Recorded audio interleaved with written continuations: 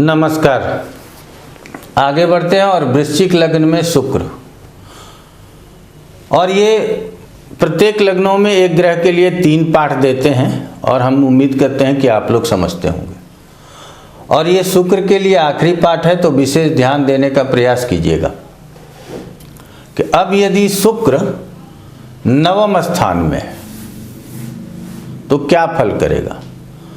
तो ग्रह के अनुसार यदि हम देखते हैं तो ये एक शुभ ग्रह है, कोई परेशानी नहीं है। काल पुरुष के अनुसार यदि हम इसको देखते हैं तो ये 2nd और 7th लॉर्ड है, कोई परेशानी नहीं है। कारक के रूप में यदि हम देखते हैं तो ये 7th का ही फिक्स सिग्निफिकेटर है, हमको कोई परेशानी नहीं है। लेकिन जब हम वर्तमान पत्रिका देख रहे हैं तो यहाँ ये क्या है, द्वादश और सप्तम अर्थात 12th और 7th का लॉर्ड।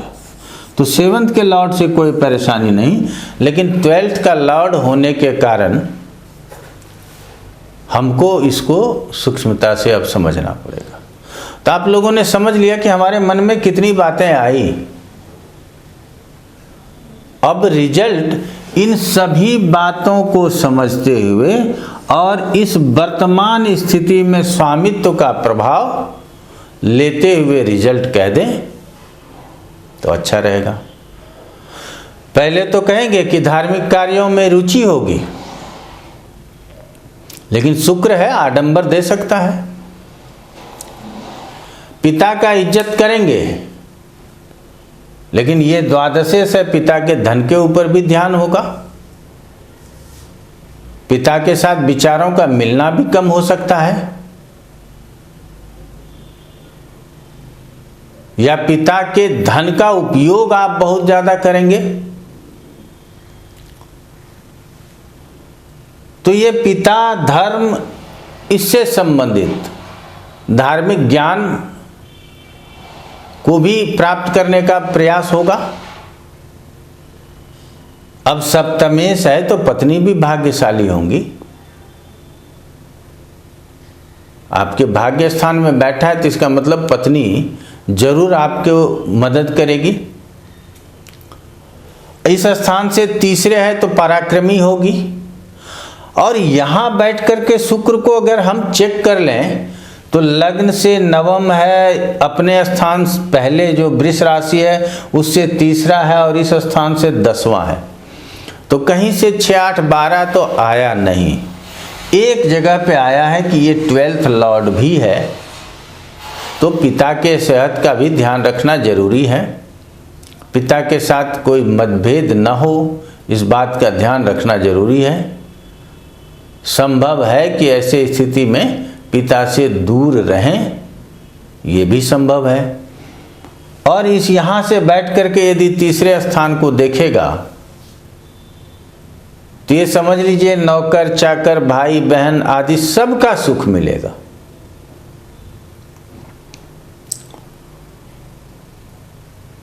तो कौन सा ऐसा समय होगा जिस समय पर हम पिता के साथ मतभेद और पिता के स्वास्थ्य में परेशानी कहेंगे, ये दशा से स्पष्ट होगा। लेकिन इन जनरल स्टडी में हम क्या कह सकते हैं कि भाई बहन का, नौकर चाकर का सुख अच्छा मिलेगा, धर्मावलंबी होगा, सतोगुणी लोगों का सेवा करने वाला होगा। तो हम लोगों को जब कोई विशेष प्रश्न का उत्तर देना है तो दशा देखना जरूरी है। लेकिन इस शुक्र का नवम स्थान में बैठने से इस लग्न के ऊपर क्या प्रभाव हो रहा है, अर्थात इस जातक को ये ग्रह यहाँ स्थित होकर के किस तरह से प्रभावित करता है, इसको यहीं समझ लेना जरूरी है। चलिए अब यहां से आगे बढ़ते हैं और शुक्र सिंह राशि में, और कौन से स्थान में, 10वें स्थान में। एक प्रश्न आ गया था कि सिंह को बंजर राशि क्यों कहते हैं। तो सूर्य की राशि है, एक ही राशि है, पुरुष राशि है, क्रूर राशि भी कहते हैं और बंजर राशि भी कहते हैं। तो संभव है कि सूर्य की राशि होने के कारण बंजर राशि कहा जाए। इसको प्रयास कर रहे हैं कि और कोई उपयुक्त आंसर आप लोगों को दे सकें। तत्काल ये समझना है कि ये बंजर राशि में है, ये 10वें स्थान में है, ये द्वादश का स्वामी है, ये सप्तम का स्वामी है, एक शुभ ग्रह है, काल पुरुष में दूसरे और 7वें का लॉर्डशिप इसके पास है और 7th हाउस का फिक्स सिग्निफिकेटर भी है। 10वें स्थान में 2 स्थान ही ऐसा शुक्र का जिसको ट्रांजिट में बुरा कहा गया है, वो है 6ठा और 10वां।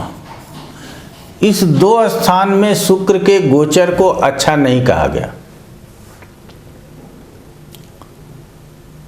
और 2 स्थान ऐसा है जहां से ये आयु के विषय में बताता है, वो 3रे से 8वां है और 8वें से 3रा है। लेकिन जब हम लग्न और इसके स्वयं के स्वामित्व के अनुकूल यदि देखते हैं तो लग्न से 10वां है, इस स्थान से 4th है और उस स्थान से 11वां है। तो क्या हम बाहर विदेश में जाकर के नौकरी करेंगे? यह संभव है। क्या हमारी पत्नी भी वर्किंग होगी? यह भी संभव है।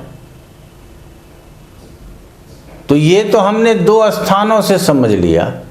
लग्न से समझेंगे तो यहाँ पे हम क्या कहेंगे कि शांत चित्त होकर लगातार काम करने का सामर्थ्य होगा। तो ये भी संभव है। फिर द्वादश को ध्यान में रख के कहेंगे बीच बीच में कार्य क्षेत्र में रुकावट उत्पन्न होगा। ये भी संभव है।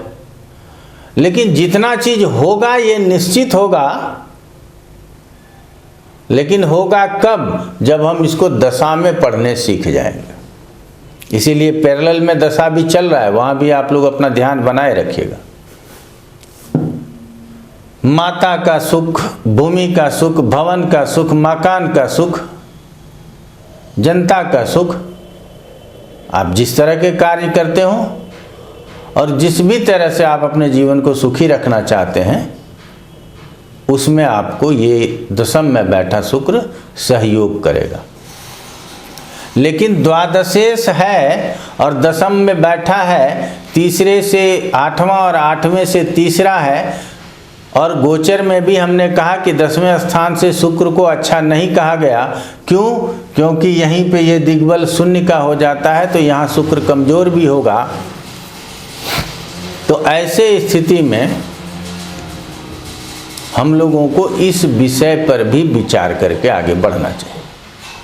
चलिए, अब शुक्र यदि 9वें स्थान में स्थित हो तो क्या फल कहेंगे?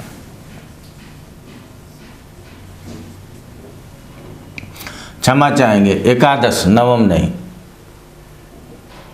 तो सभी ग्रहों को प्रशस्त बताया गया है एकादश स्थान में, तो शुक्र को भी अच्छा बताया गया। कहते हैं जिस किसी भी भाव का स्वामी एकादश में आए, उस भाव का तथा जो ग्रह है उसके कारकत्वों का वृद्धि हो जाता है। तो यहां शुक्र के कारकत्वों का वृद्धि हो जाएगा, तो आप सभी कारकत्व भूल जाइए, एक ही याद रखिए कि ये कामनाओं का कारक है, तो कामनाओं की बहुत वृद्धि हो जाएगी। ये ऐश्वर्य का कारक है, तो आप अपने जीवन में ऐश्वर्य ढूंढेंगे। आप नेम फेम के प्रति जागरूक रहेंगे, चाहेंगे कि समाज में, देश में, राज्य में हमारा नाम हो। लेकिन क्या इस समय ये भूल जाना चाहिए कि ये द्वादशे से नहीं भूलना चाहिए। तो द्वादशेश होकर के 11th में है, तो ये जितने भी विषय हमने बताए हैं, इन सब में कुछ न कुछ विघ्न, बाधा, रुकावट आएगा ही आएगा, नहीं आने का सवाल नहीं उठता। तो हमने कहा बॉस के साथ बनेगा तो बनेगा, जीवन में तरक्की करेंगे तो करेंगे, ऐश्वर्य की प्राप्ति होगी तो होगी, अपने कामनाओं को पूर्ण करने में सफल होंगे तो होंगे, लेकिन यहाँ परेशानी भी होगी। लेकिन जब पंचम की बात कर लेंगे कि वो पंचम स्थान को देखता है, तो हम ये नहीं कहेंगे कि यहाँ नीच का है और उच्च दृष्टि रखता है। मैं हमेशा इस बात को कई बार दोहराते रहता हूँ ताकि आप भूल न जाएं। नहीं तो आप देखते होंगे नीच का है, यजमान अच्छा है तो उच्च दृष्टि से देख रहा है आपके पंचम स्थान को। पता नहीं है कौन सा उच्च दृष्टि होता है। पंचम स्थान को देख रहा है तो पंचम स्थान की वृद्धि करेगा। आप विवेकी होंगे, एजुकेशन अच्छा होगा, प्रेम करेंगे तो उसको सफल बनाने का प्रयास करेंगे, और करेंगे जरूर। शुक्र है, आमोद प्रमोद भोग विलास आदि के कारक हैं। तो आप अपने विवेक और बुद्धि से तरक्की करेंगे और सांसारिक सुख भोगों को प्राप्त करेंगे। ये यदि हम एक लाइन में कह दें तो आपके लिए बड़ा अच्छा है। चलिए आगे बढ़ते हैं। शुक्र यदि 12वें स्थान में हो,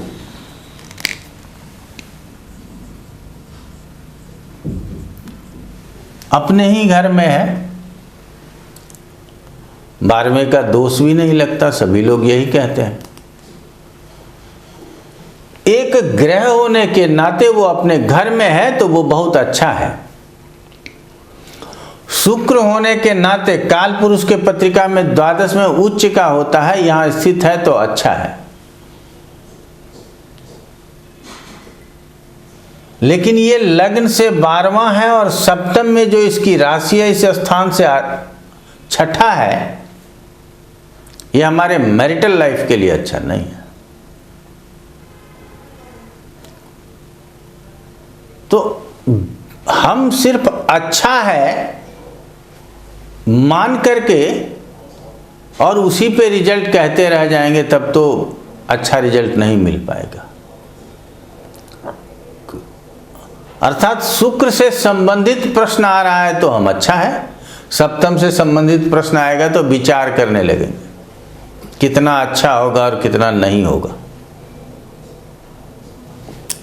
क्योंकि भाई यहां से छठा लग्न से 12वां है, इतना आप खुश हैं इस शुक्र से, न तो यह स्थान प्रसन्न हुआ है इस शुक्र से।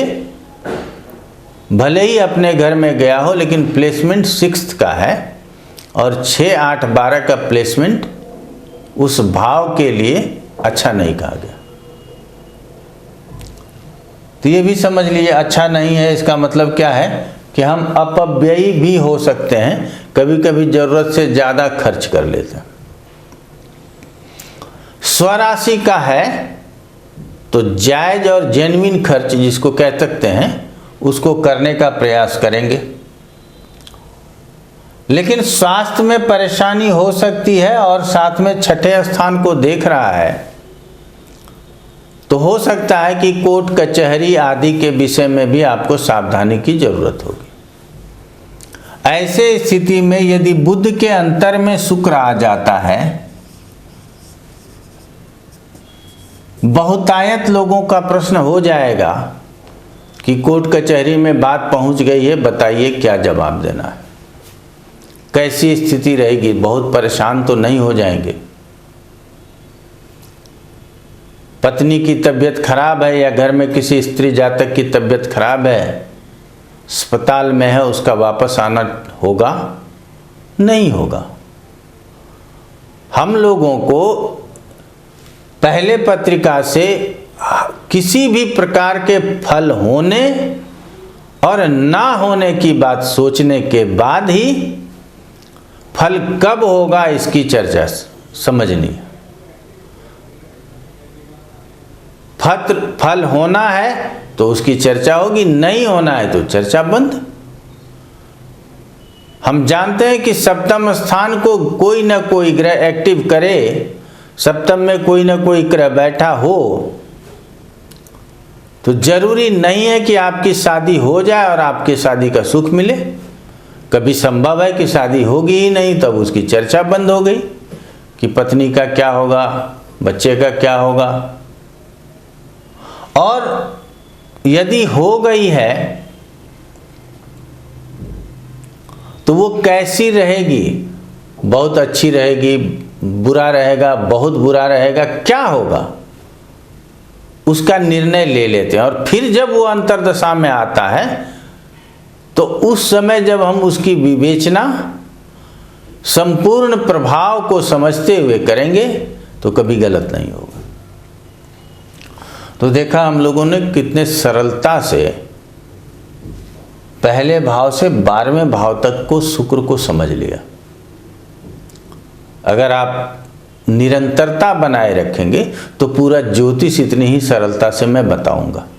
और मैं कई बातों को कई बार रिपीट करता हूं और हम हर प्रत्येक दर्शक बंधुओं से कहते हैं कि जो ज्योतिष सीख रहे हैं वो पहली बार में नोट ना करें, दूसरी बार में नोट करें और पहली बार में तो रैंडम पढ़ते चले जाइए, ताकि आपको ये विश्वास हो कि हम सीख सकते हैं।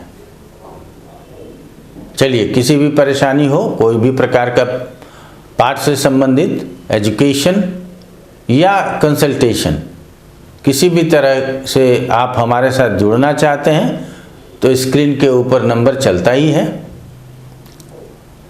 ईमेल आईडी है, वेबसाइट है। आप कहीं भी हमको सर्च करें और कहीं से भी हम तक पहुंचने का प्रयास करें। आज इतना ही। आप लोगों का बहुत बहुत धन्यवाद।